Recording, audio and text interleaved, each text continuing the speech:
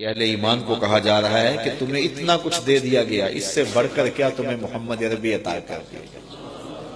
تو اگر قدردانی نہیں کرو گے تو پھر بنی اسرائیل کا انجام دیکھ لو کہ انہیں کتنی روشن دلیلیں دی گئیں، انہوں نے ان کی قدردانی نہیں کی اور پھر وہ رسوا کر دیے گئے۔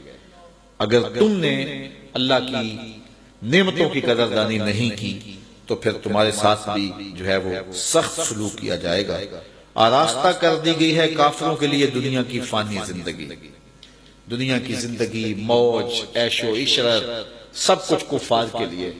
وہ اقبال نے کہا تھا نا کہ افرنگ کا ہر کوچہ ہر کریا ہے فردوس کی مانند۔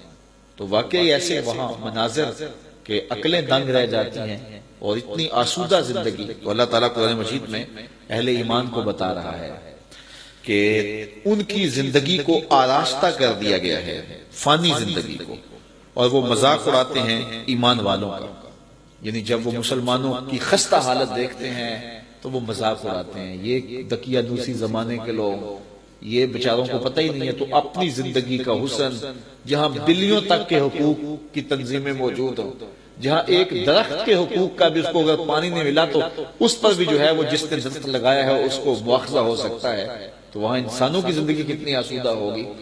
تو جب مسلمانوں کو دیکھتے ہیں کہ وہ ان کے بیچاروں کے حق کی کوئی نہیں ہے، اور کس طرح وہ پس رہے ہیں، یا کس طرح خون اور آگ برس رہی ہے امت مسلمہ پر، اور یا ان کی مالی پسماندگی کو دیکھتے ہیں تو وہ مذاق اڑاتے ہیں۔ اور اللہ تعالیٰ ارشاد فرماتا ہے والذین اتقوا، حالانکہ پرہیزگاروں کی شان قیامت کے دن بڑی بلند ہوگی۔ یہ تو دنیا کے 4 دن ختم ہو جائے گا، دیکھنے والی شان ہوگی ان فقیروں کی قیامت کے دن۔ اللہ اکبر۔ اور اللہ تعالیٰ روزی تو جسے چاہے بے حساب عطا کر دے۔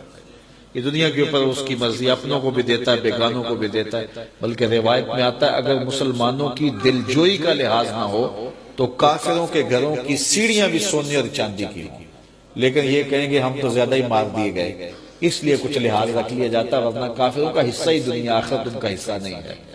تو اللہ فرماتا ہے کہ آخرت میں جب اہل ایمان کا مقام دیکھیں گے پھر پتہ چلے گا۔ ابتدا میں سب لوگ ایک ہی دین پر تھے، جب حضرت آدم علیہ السلام آئے اور پھر ان کی اولادیں ہوئی، سب لوگوں کا دین ایک ہی تھا، اختلاف نہیں تھے۔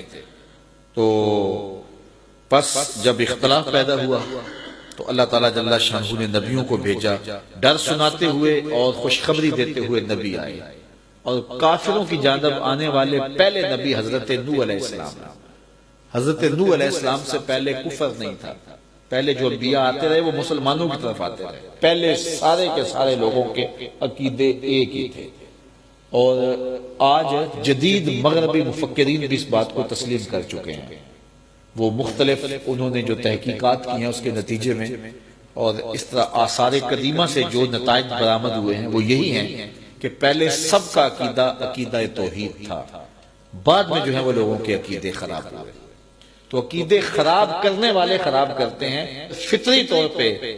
جب کوئی شخص پیدا ہوتا ہے تو اس کا عقیدہ خراب نہیں ہو سکتا، اگر ایک شخص کو غلط جو ہے وہ رہنمائی نہ ہو اور اس کو غلط نہ بتایا جائے تو اس کا عقیدہ وہی ہوگا جو فطرت کے مطابق ہونا چاہیے۔ اور وہ حدیث میں ہے کہ ہر بچہ فطرت اسلام پہ پیدا ہوتا ہے۔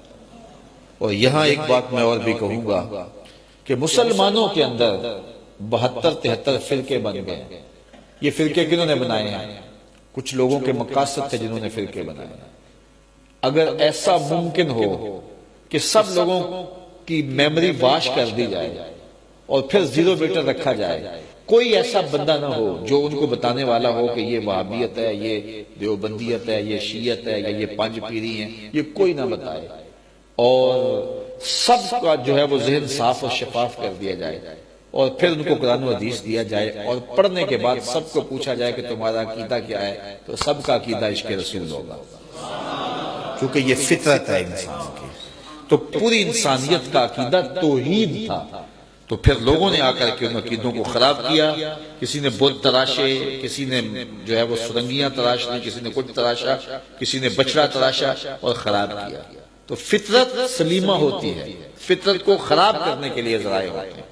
تو اللہ تعالیٰ ارشاد فرماتا ہے کہ کان الناس امۃ واحدہ، سارے لوگ ایک ہی مذہب پر تھے۔